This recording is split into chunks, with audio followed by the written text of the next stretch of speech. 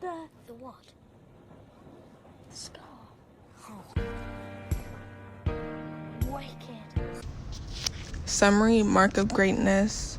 Physical qualities, shapes, and deformities always mean something thematically or metaphorically. When a character has deformities, they are usually considered different or an outsider. They sometimes have a moral deformity, they're evil, and sometimes being different leads to self-growth within them. Scars also highlight the dangers of the setting and past conflicts. Literature examples. Harry Potter has a scar that is shaped like a lightning bolt on his forehead. It was given to him by Voldemort, the killer of his parents. The scar connects them, and it symbolizes Voldemort's ability not to kill him and Harry's strength. It also makes him different from the rest of his classmates at Hogwarts by surviving an attack by Voldemort, and it somewhat alienates him from the rest. He is considered to be powerful, which makes him a target. Furthermore, in A Song of Fire and Ice, Tyrion Lannister is born into the royal Lannister family with the deformity dwarfism. He is an outcast, and his need to be accepted by his father takes a toll on him. But being different gave him the wisdom and intellect to survive. In the beginning, he's a drunk, but after more trials and conflicts, he grows as a person while gaining more scars. In the book, scars symbolize experience, brutality, and uniqueness. Current work example: in Frankenstein, the creature, even with a good romantic nature, society found him to be a monster because of his features and wanted him dead.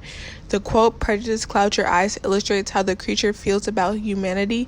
He gains a moral deformity and becomes the monster society sees him as, and was always born an outsider. Furthermore, in The Awakening, Arobin shows Edna a derby scar on his wrist. It further depicts his role as an outsider in his society. His society does not positively view him, and he's an example of breaking social norms. His scar also reflects the imperfections of his society and his character. Pop culture example: Zuko's scar in Avatar and the Last Airbender represents his internal turmoils of not being a better bender than his sister, still grieving with his mother's death, and being exiled from the Fire Nation by his father. As the show progresses, he learns for himself, is kinder, and is not in need of his evil father's approval after 4 seasons. Furthermore, another example is in the show Arrow. Oliver was a rich playboy, but after a shipwreck, he spent 5 years on a mysterious island. He was finally discovered and brought back to his city, Star City, to avenge his father's death. His scars depict his trauma history and the dangers of surviving.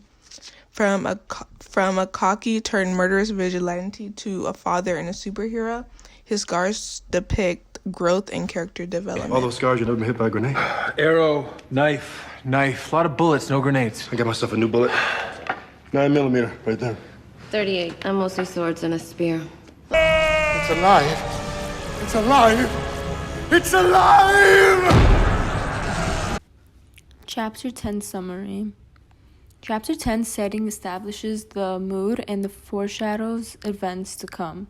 Weather is always a signal to something that's about to happen. The rain's purpose is to trap characters together or force them apart. That atmosphere can be very mysterious. It can be cleansing, transforming, and restorative. Rain symbolizes an agent of new life, restoration, source of illness like pneumonia, death, and replenishment. The rain usually connects to spring. The spring symbolizes a season of renewal. Literature examples: The Great Gatsby. When Gatsby was returning to see Daisy for the first time, it started to rain. The theme was very anticipating as Gatsby was very nervous to see Daisy again. Later on, when Gatsby and Daisy talk, the theme is more calming and relaxing. The rain stops and the sun starts to come out. This change in the weather changes the theme and the mood of the story. Also, the fog represents the unknown, and it somewhat blocks the green light. It illustrates how far he's willing to go, which is the wrong direction, to attain the wealth because he thinks it will make Daisy love more. It basically foreshadows how he will never truly get her. There will always be fog between them and the light. Current work examples. For Frankenstein, the thunderstorm depicts the making of the creature and his harsh upbringing. The weather dramatizes what's the plot and adds more romantic elements. For The Awakening, the weather played an important part of Edna's mood. It always gave insight on how she was feeling at that time. If it was dark and cloudy, it would show that she was more upset. Pop culture example. The Lion King weather plays a very important role that sets up the theme and mood for the story. In the beginning of the movie, the plains have a lot of food and water to eat and drink, which displays a good mood for the viewers. But this all comes to an end when Scar takes the throne. This changes the whole theme and mood of the story because a drought occurs and the plains are not as colorful and many of the animals begin to die. The weather in the situation made a created mood of evil, sadness, and lies within Scar. At the end of the movie, when Simba conquers Scar and takes his place, everything starts to get better, including the weather. Another example would be A Cinderella Story. In the movie, they mention how in the middle of the drought, which displays the difficulty and struggle that Sam is going through. She has difficult life managing school, work, friends, and her mean stepmother.